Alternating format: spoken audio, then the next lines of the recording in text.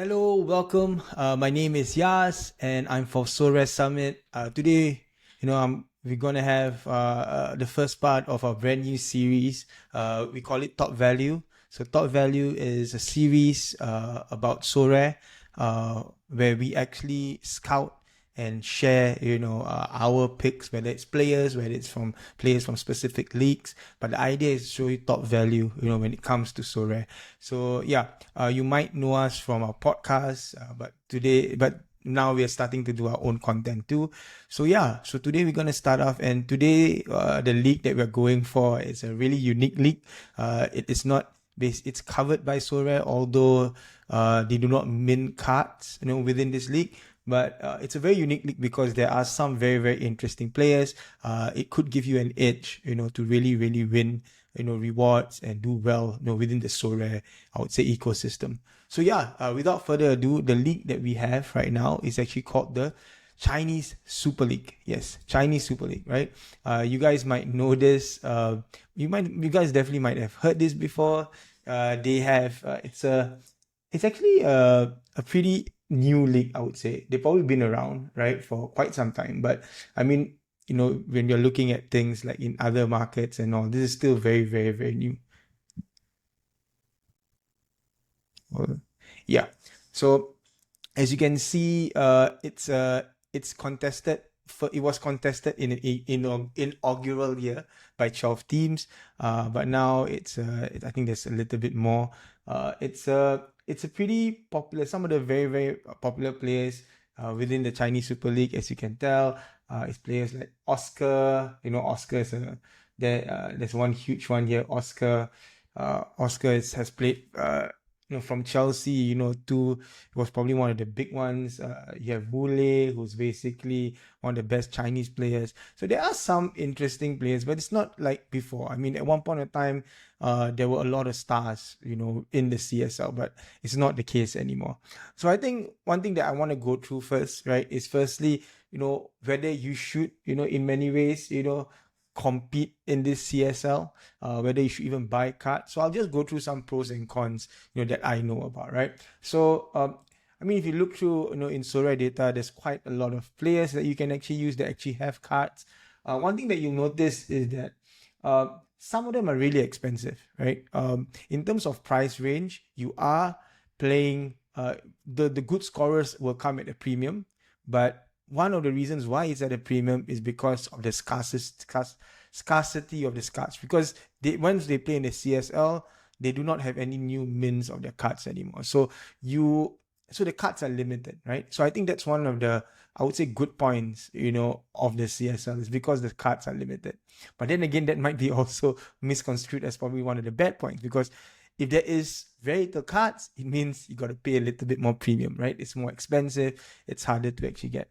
Number two is that some of these players, right, their L5s are out of this world, right? There are some absolute monsters in this game. So one example would be someone like Wule, right? Wule is a Chinese legend, right? I would say that he plays for the national team. He's really reaching towards the prime of his years. He just moved back from Espanyol last year, and I think if you look at his SO5 scores, he is what you call a decisive monster, right? He gets you consistent. He doesn't have a lot of AA game, but he always gets assists. He always gets scores. But when he doesn't score, his scores are really, really bad. But for someone who's cost less than $50, and like I said, very low mint value. That's probably only like 300 cards of him in the market, only 40 rares in the market. So which means you won't be competing against a lot of Wules, in your competition. So that's one of the good points. One of the bad points about all of this is also the volatility, right? No, we talk about volatility. I think I'll run through some of other good points. Another good points about the CSL that I really like, they actually have a lot of midweek games. So you look at this 384, you're going to go 385.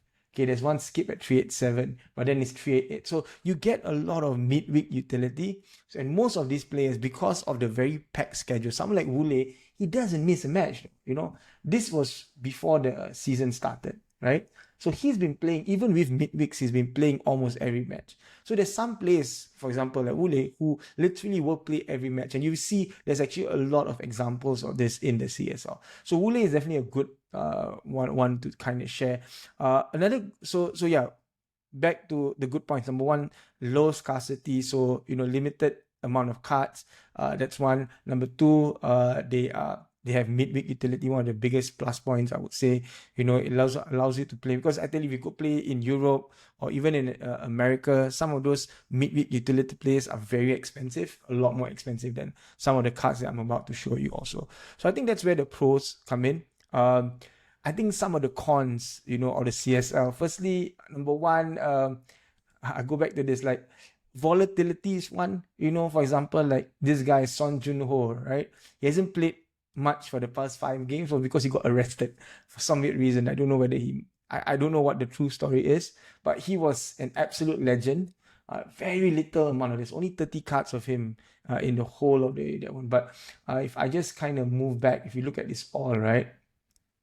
I mean, this guy was one of the best scoring cards in all of Sorare, right? He had a couple of DMPs here, but whenever he played, you're looking at someone with huge upside. But suddenly what happened is that after this match here, Game Week 370, he got arrested, dude. And that's stuff that happens in China, so some of them might not be as crazy as them someone getting arrested, but it could be things like, homesickness. You see people transfer out pretty quickly, because China, I mean, I'm from Asia, I'm from Singapore. I wouldn't claim to know China very well, but it's not, I mean, if you're not from China, it's not a super easy place, to kind of get accustomed to. And that's one more, I would say, other con, is that when players first transfer, into the Chinese league, they tend to take time to actually get their footing to be eventually a good player. So a good example for this is this guy called Peter Zulch. So Peter Zulch joined Changchun Yatai last year. So if you look at his scores last year, right, he has a very interesting, I would say, I would say SO5 score. Let me just kind of zoom out a little bit to go on. So he, of course, the cards that you see are his Enderlet cards. So you see, he came right here, right, and he had a lot of bad games, right, and then out of nowhere, you start seeing hundreds, 70s, and now he's starting to get a bit of form, although he did miss a couple of matches here and there, but he's starting to show some of the form. So it takes time for players to get to the level that you kind of want them to be. Another good example of this is someone like Marcus Pink. His price graph is pretty hilarious, actually. So Marcus Pink was actually from the Swiss league, if I'm not wrong. Am I right? Oh, is it Swiss? No, sorry, Austrian league, my bad. And now he's at $2. Oh my God, this is crazy. The price graph for this is out of this world. Let me just show you. So if you look at the 1-year price graph, right? So there was a point of time, look, he actually went for as high as $22. This was probably the time when there was news that, oh my God, Marcus Pink is going to go to CSL. He's going to kill it. It's going to be easy competition. He's going to get crazy scores. And that did not happen, man. It did not happen at all. He's struggling even to get a starting spot in the Shanghai Pot team, who's actually doing very well this year. So, like I said, this is one of the things, the volatility and also understanding, the nuances of the market is actually very, very important. So my advice, always don't jump on new players coming into the CSL. They usually take some time to get accustomed, I guess, to the way the game is, the culture of what the China in general, and stuff like that. So I think that's super important, when you're looking at the transfer. So I usually look at players I find that have played for a while and are very, very good. So how to do that? Just go to player rankings, right? You can look at, right now they're just doing it based on, I think, L15, but I like to look at maybe something like AAs, right? So AAs is pretty important. So you look at players, so people like Richard Winchbilter. So this one guy that's really, really good, right? You see, he averages AAs 29. His AA 15 matches is up to almost 20 points. These are the guys to play. Peter Zulch is also up there. Whenever he plays, he gets his last 5 is averaging about 20, AAs. So I think players like that is actually very, very important to kind of get a feel, and you definitely find some gems.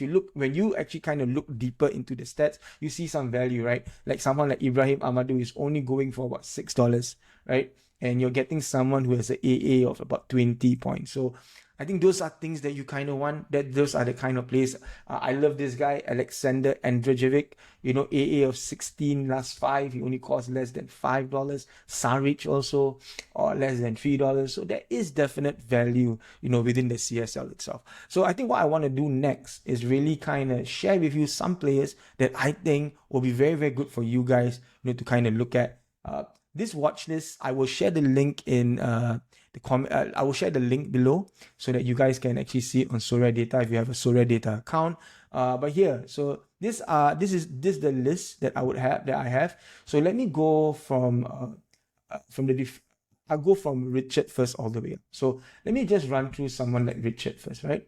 So we go through this list. So this to me are players that are bank value, right? That they're not cheap, but some of them are not cheap, but they have, I find, good value, especially in the CSL league, right? So if you want to look at really good players, like players that are like killing it right now or has amazing goal. So this is someone like Leonardo, but he's about almost 50 euros. Romulo, please do not buy Romulo, guy. He just got injured really badly. He's going to be out for the season. Someone like Jean Kusasi, really good, but he's about $20. So yeah, so I think there are some definitely good ones, but the ones that I'm going to show you are, to me, the top value ones that I find from this league. Okay, so the first one, right? Let's go. The first one is actually Richard Wilmbicher. So Richard Wilmbicher is, I think, Australian. Is he Australian? Let me see what. Oh, Austrian, my bad.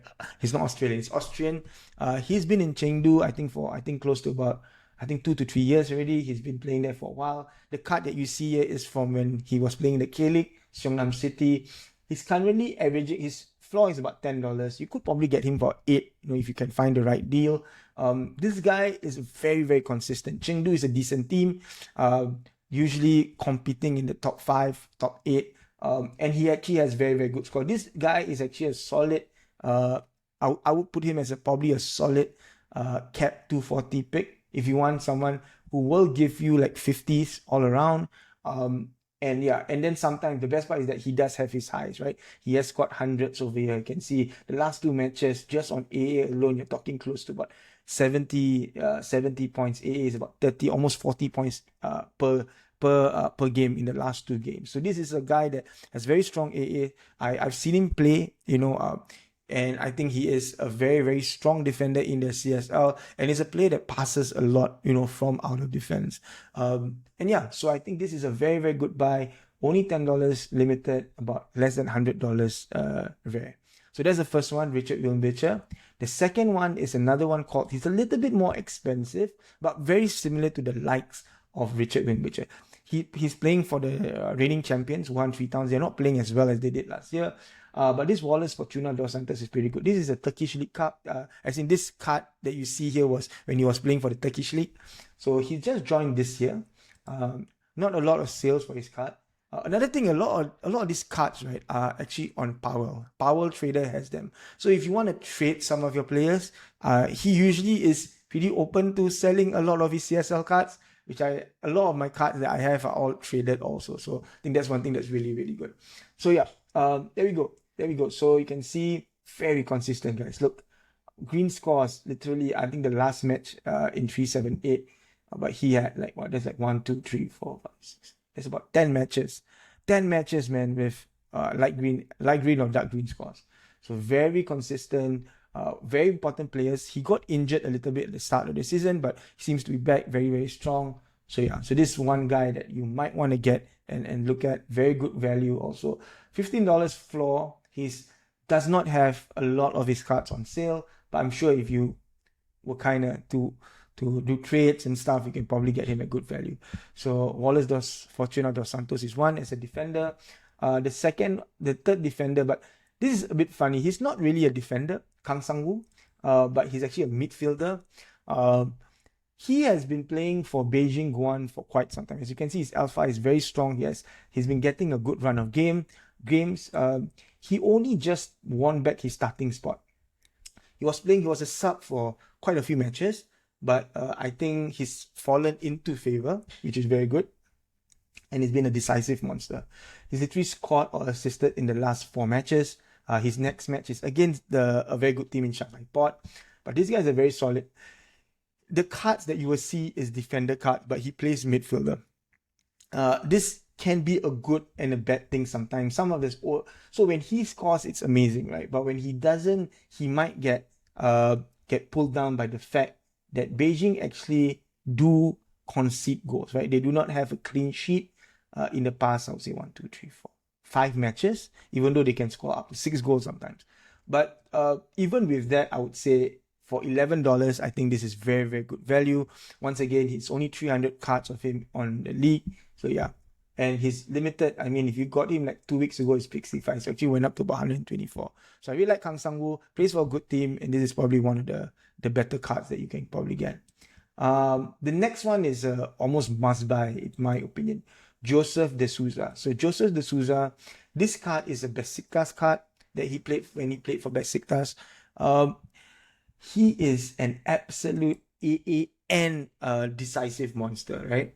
I mean, look at that, man. The highs are really out of this world, though. The thing is, sometimes he does get DNPs and subs, so you have to be very, very careful. After this, I'll share with you some, I would say, places where you can find some information. That's another condo. Information on the CSL is very, very hard to find. There are some places that you can find them. I'll share it with you later, but yeah. So yeah, when he gets onto his groove, this guy is a very, very good player. He has the ability to get very, very high scores. Even when he was playing for Besiktas, he actually was a very, very good scorer. But yeah, he is a little bit of a volatile player, but I feel that this is just one of those players that, especially against the weaker teams, you should really kind of get into. And that's another thing about the CSL. When teams like Beijing, Shanghai, Wuhan Three Towns, they play against the lower end teams, you get huge monster scores. So you got to be very careful. That's how you can actually know the difference between winning and actually getting a great score. Another one that we have that I have is Jurgen Locadia. So Jurgen Locadia is a little bit on the high side, right? He's worth roughly about 30 euros. A huge decisive monster, by the way. So this card that we have, he has a couple of cards. He has a Cincinnati card and also other card also. I own both his rare and his limited. The reason why is because he gets a lot of decisives, and even when he doesn't get decisive, he does get decent, I would say, AA scores.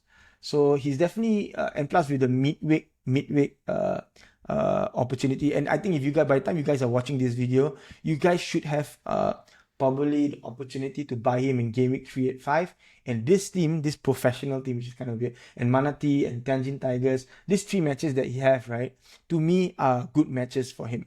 I think he can score, he will do well. So he is a strong striker in the CSL league. I would definitely look at him to kind of get on if you want to. Okay, and then last but not least, this is, I would say, my super value player right now. So I spoke a little bit about Romulo just now. So Romulo got injured for Chengdu. So this is the guy that more or less is taking over him. His L15 cost is very low, so perfect for cap modes. He's an interesting player. He's been a sub almost all of his life. He came in as a sub, right, on one match right here. Right, came in the 78th minute. He played for 78 minutes. He had like, as a sub, he had like 94. Of course, it came with a goal also. I think as time comes by and he gets more matches because Romulo is injured, he will be a good option for you. And it's only $5, right? Yeah, so I think this would be very interesting. He's also one of the very few players that has a very long-term contract with Chengdu. One of the key things about CSL, a lot of them are in short-term contracts. So you got to be very careful when to sell. I wouldn't hold them for so long also. So that's why I say it's a bit volatile. The CSL market can be a little bit volatile also. So yeah, man, this is another really good player that you can kind of go for also. So Manuel Palacios. So this watch list, yeah, you can actually search it on Sorare Data. I'll put the link in the description below. But yeah, this is where you can. So now you're thinking, okay, now we got this. So how am I going to keep up to date with these players and all? So there is really not a lot of places, I guess, honestly, to look at, I would say, CSL data. I like to look at this Twitter page called Hotpot Football. So definitely have this bookmark somewhere if you have CSL cards, simply because they show a lot of matches live. I have no idea if it's illegal or legal. I apologize if it isn't. but you can definitely, because I think in China you can't really go through YouTube and stuff like that. So, but they do actually have a very decent streams. You can definitely watch your players, see how they play, and yeah, man. And I think also things like there's another great one. You can actually look at, they even sign, they show people that have signed, whether they have cards and all. So that's just overall in general. It's not really Sorare. If you want to look for just Sorare content, there is a guy called Sorare China who is French, I think. Yeah, this guy. So he's also very, very into the Chinese league. There's a lot of information, which is very good. I really like that. So you can actually, this is his page. He actually won. I have this card, Leonardo, a limited, and he's not being able to play this week because he's going up against his parent club. So stuff like that is very, very important. So as you can see, now 1-3 towns will have a new coach. So that could actually affect gameplay on certain people, stuff like that. So yeah, you should take a look at this. Definitely look at this tutorial. Another resource is on Discord. It's the Sorare Discord. There is an Asia channel. The Asia channel is the channel for the China League. So yeah, those are probably the 3 best ways to kind of at least figure out who's playing, who's not, whether you can match a DNP. You won't get anything on Play Shuffle, guys. I apologize. But yeah, so that's really it though. All in all, I think in summary, I would say this is actually a very interesting league to kind of go into. There are some players here who have very, very strong scores that you can really take advantage. And because it's pretty unknown, there is that differential aspect, to the game that's very important. Because, especially in midweeks, for example, right? There's only so many people who can have Mbappe, but sometimes you get someone like Leonardo or Wule who can actually have 2 or 3 assists, high AA scores, and that gives you a bit of a one-up, against those people, who has a huge midweek game cards, right? The season is pretty unique. It goes through summer and a little bit into the normal gameplay, but then there'll be a long break, I think, within the December. So it's still very much Asia. I would say the summer times or the Asia times. But yeah, man, the midweek utility is such a big plus point. I've been enjoying. I have a lot of CSL cards. They've won me, a good amount of rewards too. So I'm very happy with them. So yeah, just wanted to share this information, and I hope you guys like this. So please, if you guys like this content, do put in the comments, what are the leagues I should kind of go through. I'm thinking of doing Argentinian league or Brazilian league, and even other leagues that you have in mind. If you have, we're happy to do, some research on it, kind of find some players for you guys. And if you guys have any questions, do write it out in the comments, and we're happy to kind of answer you guys. So please like and subscribe. Definitely also follow our socials. We have a Twitter page, we have a TikTok page, we have an Instagram page. Do definitely, we are going to have more content around this at all. So I hope you enjoyed this video around the CSL. Thank you so much, and I'll see you guys soon, man. Peace.